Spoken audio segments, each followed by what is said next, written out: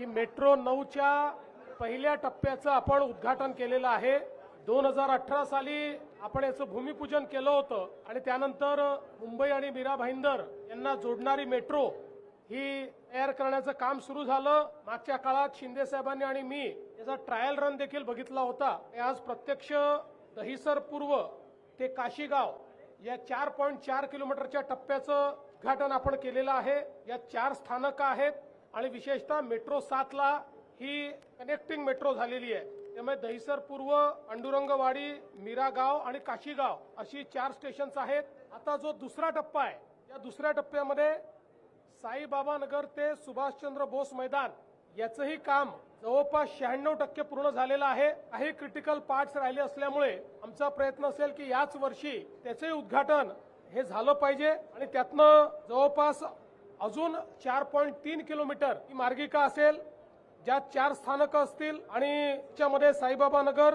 बेदेतिया नगर, शहीद भगतसिंग उद्यान आणि सुभाषचंद्र बोस उद्यान म्हणजे एकूण आपण जर बघितलं तर पूर्णपणे मुंबई आणि मीरा भाईंदरला जोडण्याचं काम या मेट्रोच्या माध्यमातून होत आहे। जवळपास 6,607 कोटी रुपये या संपूर्ण एकूण प्रकल्पाकरता लागणार आहे आणि विशेषतः या प्रवासाकरता मिनिमम 1 तास आणि कधी कधी 2 तास लागतात।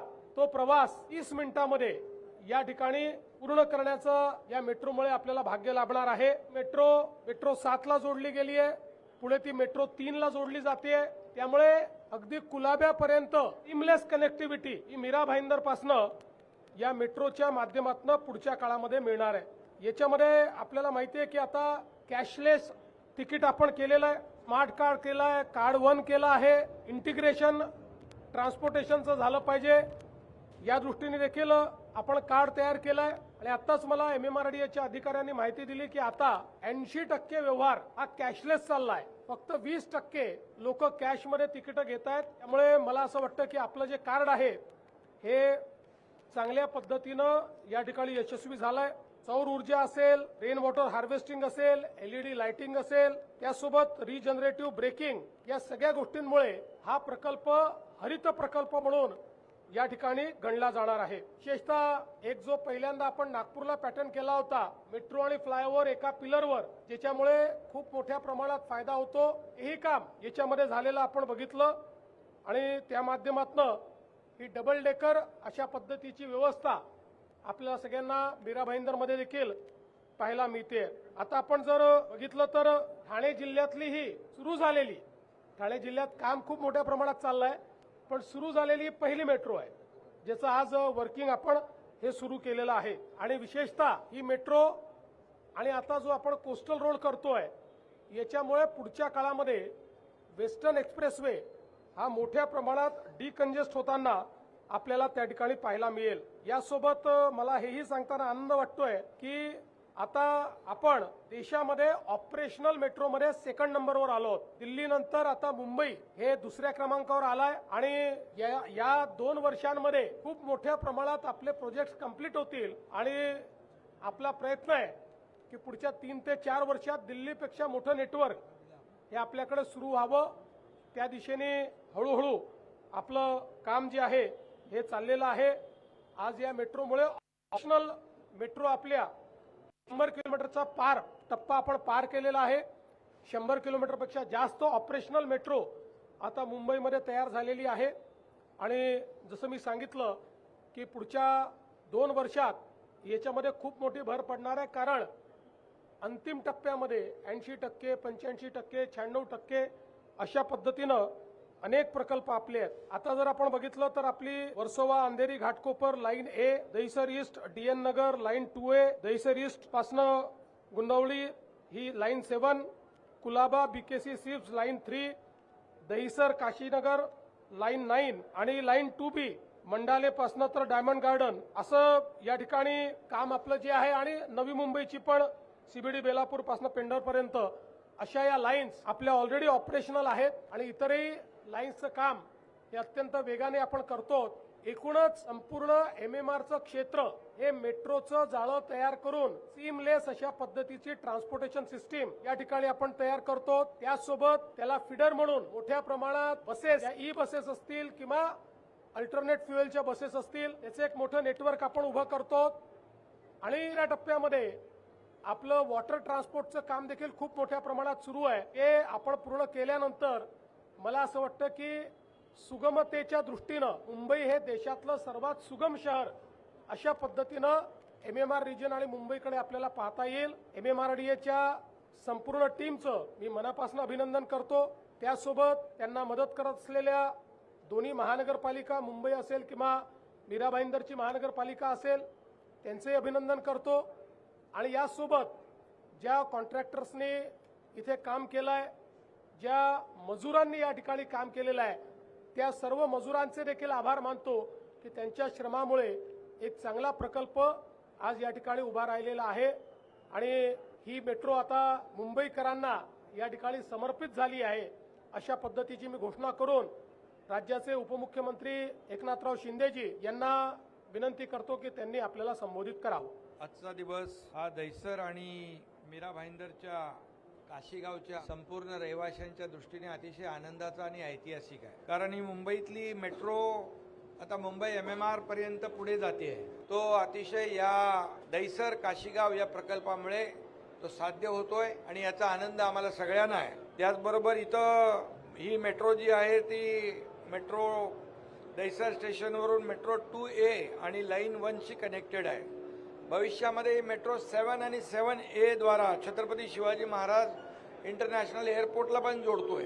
नंतर ही मेट्रो 3ला पण आपण जोडतोय, म्हणजे कुलाब्यापर्यंत जाईल जसं सांगितलं CM साहेबांनी. आणि यामुळे जवळपास काशीगाव आणि पुढचा आपला सुभाषचंद्र बोस हा टप्पा जो आहे हा कंप्लीट आता मुंबईशी कुलाब्यापर्यंत जोडला जाईल, आंतरराष्ट्रीय विमानतळाबरोबर जोडला जाईल. आणि त्याचबरोबर आता वडाळा ते गायमुखपर्यंत येणारा मेट्रो तो गायमुख ते भाईंदर अशा प्रकारचं एक नवीन तेही आता काम टेंडर प्रक्रिया त्याची झाली आहे. टेंडर फ्लोट झाल्यानंतर तेही काम चालू होईल. म्हणजे पूर्णपणे मुंबई आणि MMR जे आहे एक लूप तयार होईल. कुठेही माणूस बसला तरी तो मुंबई MMR मध्ये पुढे जाऊ शकतो. तो अगदी कल्याणपर्यंत, नव्या मुंबईपर्यंत, तळोजापर्यंत ही सगळी कनेक्टिव्हिटी जी आहे मुंबई MMRच्या लोकांना मिळणार आहे. आणि आता तर जवळपास 100 किलोमीटर झाला ना आपला, 101.1 किलोमीटरचा झाला आहे. हा पण मला वाटतं दिल्लीपेक्षा मोठा आहे. सेकंड नंबर आपण आहे. पण आपला जो 337 किलोमीटर किंवा त्याच्यापेक्षा थोडा वाढेल, हा जेव्हा मेट्रो नेटवर्क कंप्लीट होईल तो मला वाटलं जगातला आपला नंबर 1चा हा मेट्रो प्रकल्प होईल संपूर्ण जगभरामध्ये. बरोबर आहे. आणि त्यामुळे हा खऱ्या अर्थाने मेट्रो जे प्रकल्प आता हा तर 2018ला भूमिपूजन केलं आणि 2019ला गडबड झाली, 2019ला ब्रेक लागला ह्याला. मग ते ब्रेकवरचा पाय आम्ही 2022 पर्यंत ह्याला हे लागला. मग ते त्यांचा पाय ब्रेकवर होता, आमचा पाय ॲक्सिलेटरवर असतो. आणि त्यामुळे देवेंद्रजी मुख्यमंत्री असताना भूमिपूजन केलेला हा प्रकल्प आज आपण कार्यान्वित करतोय ते मुख्यमंत्री असताना याचा आनंद आहे. पण त्यासाठी मला 2.5 वर्ष मुख्यमंत्री व्हावं लागलं आणि सगळे स्पीड ब्रेकर हटवून टाकले, सगळे अडचणी दूर केल्या.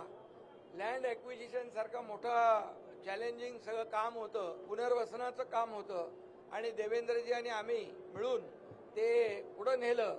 आणि त्यामुळे आजचा हा आपल्याला मेट्रो प्रकल्प पाहायला मिळतोय. मला आनंद आहे की मेट्रोचे आमचे मुखर्जी आहेत, आपले दुसरे अश्विन मुदगल आहेत, रुबल आहे, अग्रवाल आहेत, सगळी जी टीम आहे यापूर्वी देखील ज्यांनी काम केलं त्यांचंही अभिनंदन केलं पाहिजे आणि आता जे काम करतात त्यांचंही अभिनंदन केलं पाहिजे.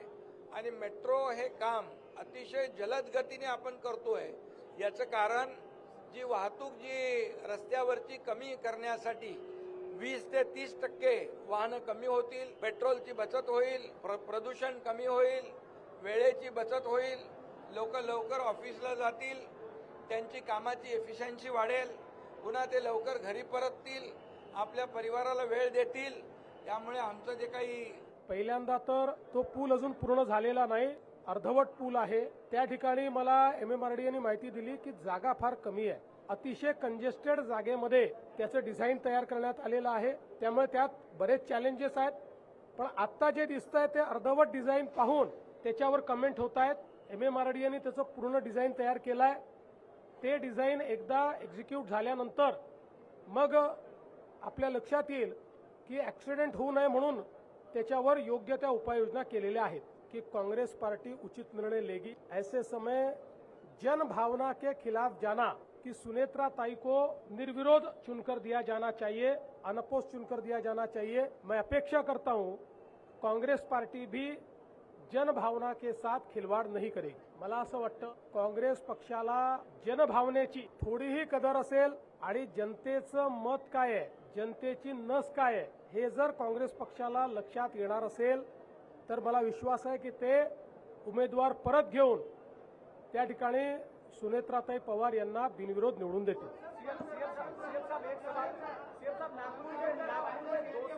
नागपुर में दोसर भवन मेट्रो स्टेशन के पास जिलेटिन की छड़ें कुछ मिली हैं अभी कुछ देर पहले, क्या स्थिति है? देखिए इसके ऊपर एक निश्चित कंक्लूजन तक पहुंचने के बाद आपको ब्रीफ किया जाएगा.